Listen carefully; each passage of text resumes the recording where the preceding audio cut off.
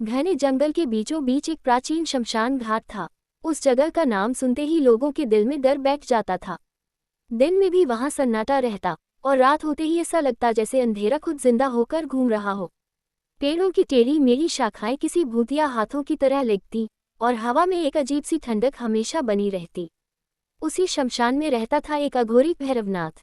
उसके बारे में कहा जाता था कि उसने संसार के सारे मोह माया त्याग दिए थे।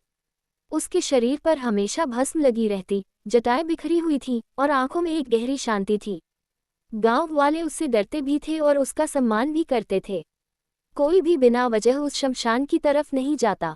भैरवनाथ दिन रात साधना में लीन रहता। उसे न भूख की चिंता थी, न प्यास की। उसका उद्देश्य सिर्फ एक था, आत्मा और मृत्यु के रहस्यों को समझना। एक अमावस्या की रात थी। आसमान में चांद का नामोनिशान नहीं था। चारों तरफ घना अंधेरा फैला हुआ था। अचानक तेज हवा चलने लगी। पेड़ जोर जोर से हिलने लगे और शमशान के कोनों से अजीब आवाजें आने लगीं। भैरवनाथ अपनी साधना में बैठा था, लेकिन उसे महसूस हुआ कि कोई शक्ति उसके पास आ रही है। धीरे धीरे एक साया उसके सामने प्रकट हुआ।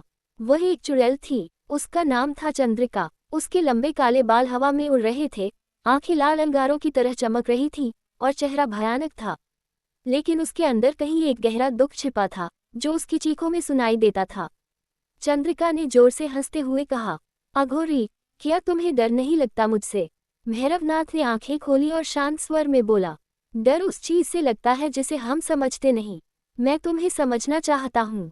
चंद्रिका ये सुनकर चौंक गई। उसने आज तक किसी इंसान को अपने सामने इतना शांत नहीं देखा था। मैं इस शमशान की रानी हूँ, उसने गर्व से कहा। यहाँ सिर्फ मेरा राज चलता है।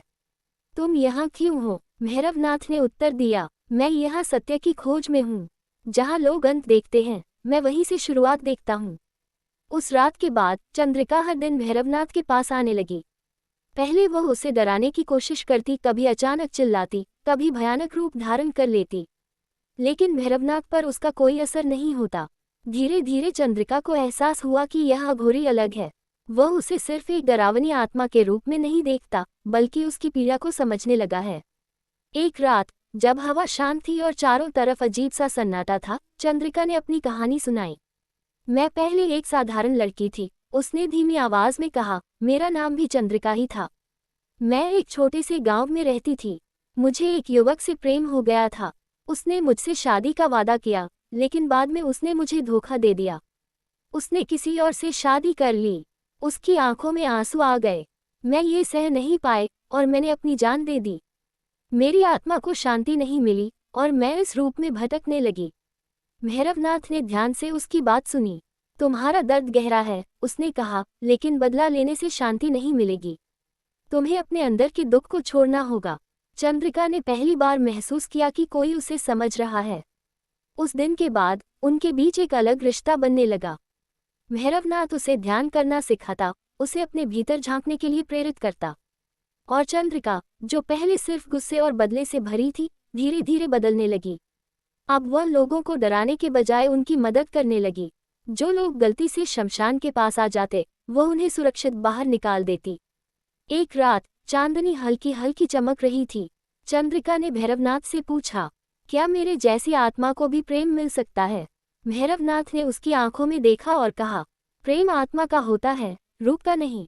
और आत्मा कभी बुरी नहीं होती। उस पल दोनों के दिलों में एक नया एहसास जन्म ले चुका था। लेकिन उनकी कहानी इतनी आसान नहीं थी। कुछ दिनों बाद कुछ तांत्रिक उस शमशान में आए। उन्हें पता चला था कि वहां एक शक्तिशाली चुड़ैल रहती है। वे उसे पकड़कर अपनी शक्तियां बढ़ाना चाहते थे। उन्होंने मंत्रों का जाल बिछाया और चंद्रिका को कैद कर लिया। चंद्रिका दर्द से चिल्लाने लगी। उसकी शक्ति धीरे धीरे कम हो रही थी। भैरवनाथ जब वहां पहुंचा तो उसने देखा कि चंद्रिका बंधी हुई है। उसकी आंखों में पहली बार क्रोध दिखा।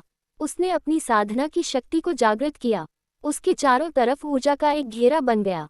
उसने जोर से मंत्रों का उच्चारण किया और तांत्रिकों के जादू को तोड़ना शुरू किया। भयंकर संघर्ष हुआ। आखिरकार भैरवनाथ ने अपनी पूरी शक्ति लगाकर चंद्रिका को मुक्त कर दिया। तांत्रिक भाग गए, लेकिन इस लड़ाई में भैरवनाथ बहुत कमजोर हो गया। वह जमीन पर गिर पड़ा। चंद्रिका उसके पास आई। उसकी आंखों में आंसू थे। तुमने मेरे लिए अपनी जान खतरे में डाल दी, उसने कांपती आवाज में कहा। भैरवनाथ ने हल्की मुस्कान के साथ कहा, प्रेम में बलिदान ही सबसे बड़ी शक्ति है। उस दिन के बाद चंद्रिका पूरी तरह बदल गई। अब उसके अंदर न गुस्सा था, न बदले की भावना। उसने अपने पुराने रूप को त्यागने का फैसला किया। भैरवनाथ ने एक विशेष साधना शुरू की जिससे चंद्रिका की आत्मा को मुक्ति मिल सके। कई दिनों तक वह लगातार साधना करता रहा।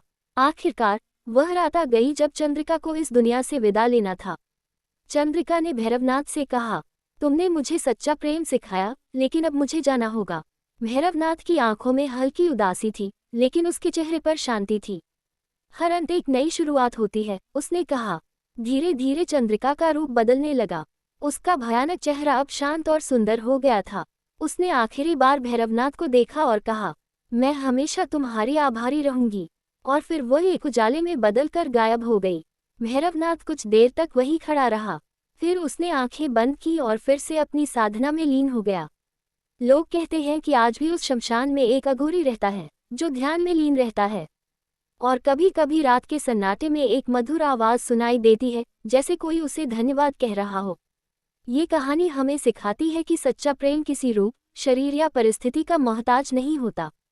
वह आत्मा से जुड़ा होता है और आत्मा को शांति और मुक्ति देने की शक्ति रखता है।